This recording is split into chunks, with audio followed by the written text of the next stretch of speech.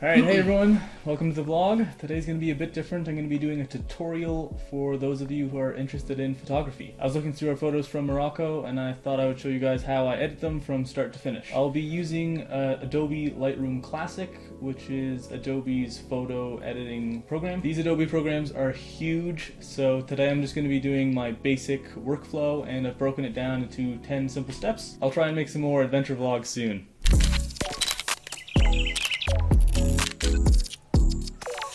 If you haven't tried Lightroom, I would recommend it to anyone who is at all interested in photography. Great program, and I think Adobe sells it for $10 to $15 a month subscription, which is a pretty good price considering how much these programs used to go for and how far they've come. Alright, let's get into it. Assuming you have the program downloaded and installed, we'll just go ahead and open it up. It opens you up in the main library, and in the middle you've got your main window, and then on the left you've got all your navigation. Step 1 is import. So there's plenty of ways to import. You can hit the import button down below, go to File, Import, but I usually have the file folder open, so I'll just drag and drop the images. We'll be editing these two today, and then just hit import. So these are some photos that we took in Fez, Morocco, in one of the alleyways in the old part of town. It was midday and we had tons of sun coming in from the top, and there was no lighting at all in the alleyway, so there's some really deep shadows inside. It was really fun exploring that town though. Alright, step number 2 is to select and develop. Just select the image you want and then go over and hit develop. Once you're in the develop module, you've got the main window in the center, you've got your presets and your history down the left column, and then you've got all of your editing parameters down the right column. The next thing that I do is crop and rotate the image, so you can click this little square rectangle thing, or you can hit R on your keyboard. Now I post most of my photos on Instagram, and the correct aspect ratio for Instagram right now is 5:4 vertical. So you just go over here, select the aspect ratio you want, and then to align it properly you just click and hold and then rotate your cursor around until it's perfectly lined up. And then I'll drag it up to the 1/3 mark so that the subject is right on that line, which is me in this photo, and hit done. Step number 4 is running through all of the basics. So first off, we've got white balance. You can use the auto white balance just by clicking this little syringe thing and then focusing anywhere on the image, but I tend to avoid the auto for this one. If you ever want to step back, you can just hit Ctrl Z. Just after that there is exposure and contrast. The auto on this is a little bit better, so you can try that out to see if you like it, especially if you're new to the program.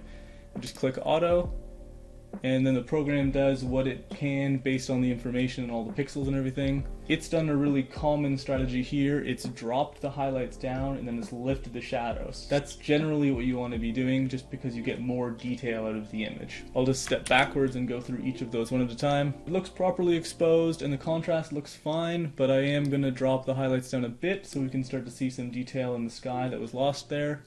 And then bring the shadows up so you can see more detail in the walls and the shadows where they were lost. Just a quick note, I shot these with Canon's RAW file format, which is .cr2. Now shooting RAW means that there's more image data there, and so you can recover more information from the shadows and the highlights. But there are some downsides, like the images are bigger, so if you take a ton of photos like me, it'll start to pile up on your computer. And you will have to process them because not all devices can see .cr2s. They need to see the JPEG. Play around with all the sliders. It's really fun just to get to know what each of them do. Clarity really brings some punch to the photo, or it really brings some haze depending on what you're going for. I tend not to touch the clarity too much. So if you ever want to reset one parameter that you've messed around with, you can just double click on the name and then it'll reset that one parameter. If you ever want to step back to the very beginning of your edit and start fresh, you can just go down to the bottom right corner and hit reset. Alright, step number 5. After all the basics are done, there is the tone curve. It can be a little intimidating and confusing, but it's a great feature. A really common practice with the tone curve is just to add 3 points along the line and then add an S curve. So making an S curve adds a little bit of contrast to the image by deepening the shadows and lifting up the highlights, but in a bit more of an organic way. And then you can also soften the blacks by pulling the very end point up a bit, and then soften the whites by pulling it down a bit. Now you can kind of see like really crushed blacks, but I think a little bit more subtle is better. So if you're ever unsure, just play it safe and do a subtle effect. That'll look pretty good.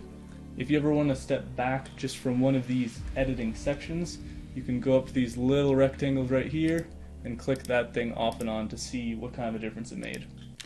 Step number 6 is colors. So we've got hue, saturation, and luminance. The hue is pretty good just for shifting colors and stylizing. You've got to watch out with the reds, yellows, and oranges though, because those affect the skin tones and you don't want to mess up the skin too much.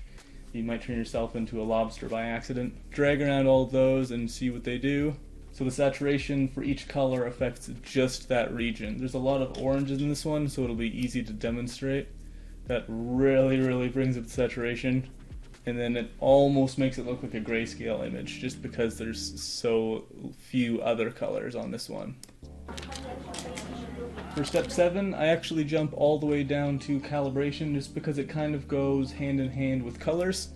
So a really common technique for calibration is to lift the red primary, lift the green primary, and drop down the blue primary a little bit. This gives it that common teal and orange look, which brings like a nice warm feeling to it, and then also provides like a good contrast if your subject is a person. Just to show you more about the teal and orange look, I'll jump over to an image that has a bit more blue in it.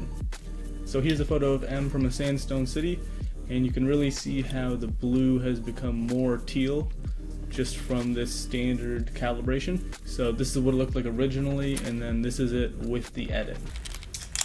Step 8 would be noise reduction. So if you want to zoom in on your image and see what it's like, you can just click anywhere at any time. And you can tell that there's a bit of noise in this one. So grain is for film and noise is for digital. This was taken with the DSLR. There's a bit of noise, but it's not too bad. The two noise reducing parameters are luminance and color. Play around with those a little bit. I would suggest somewhere between 10 and 20 for both of those. One of the most important shortcuts on your keyboard for this program is the backslash. So hit backslash at any point and it'll show you what the image was like originally, and then see what your edit has done to it, just to make sure that you're going in the right direction with your edit and you like the colors and everything so far. If you don't know what the backslash key is, it's this one right here. The next step would be effects. So adding a vignette or grain. You can see what a negative vignetting does, and then you can see what a positive one would do. So you would add a little bit of a negative one, maybe to emphasize the subject of an image.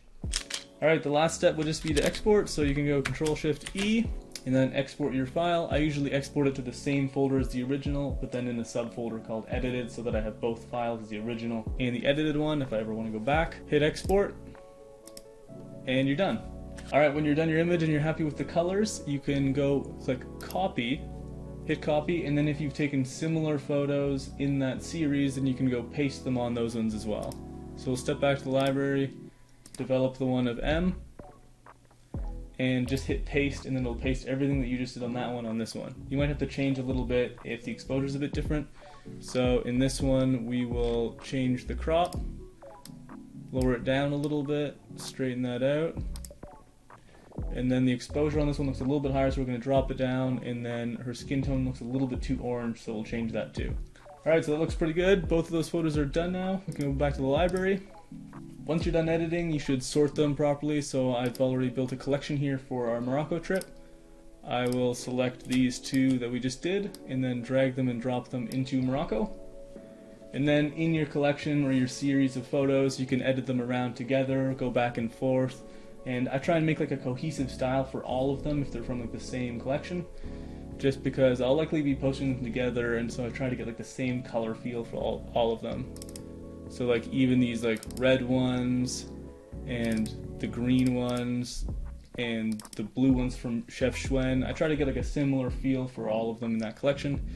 Once you've edited enough photos, you'll start to find a style that you like, and then you can just save presets to speed up your workflow, and it can just be like one click and an adjust, and then you're done for a photo, and you can just copy and paste on the series. Thanks for following along with this tutorial. If you have any questions, let me know in the comments down below, and I'll do my best to answer them. If you want to check out how these photos turned out, I post most of them on my Instagram at LexElls, so you can just go find them there. Subscribe for more videos like this, and we'll be going on some more adventures soon. We're heading to BC this winter, so we'll have some more adventure vlogs up on the channel soon. I'll see you in the next one. Peace. Oh, bonus step for you. Alright, we're going to open this photo, and if there's something in a photo that you want to remove, like a different tourist or like a garbage can or something like that, there's a good spot removal tool. So you just click up right here next to the crop tool. It's the circle and the arrow, and then you click and hold and paint over the thing that you want to remove. And then it brings up kind of the sample window, and you can drag that around to wherever you feel is appropriate, and then click done. And you can just like easily remove anything from your images. It's a good, quick, and easy way right in Lightroom. Whew, alright, that's actually the end of the tutorial. Thanks for tuning in. Let me know in the comments down below if you made it to the very end, and I'll see you in the next one. Peace.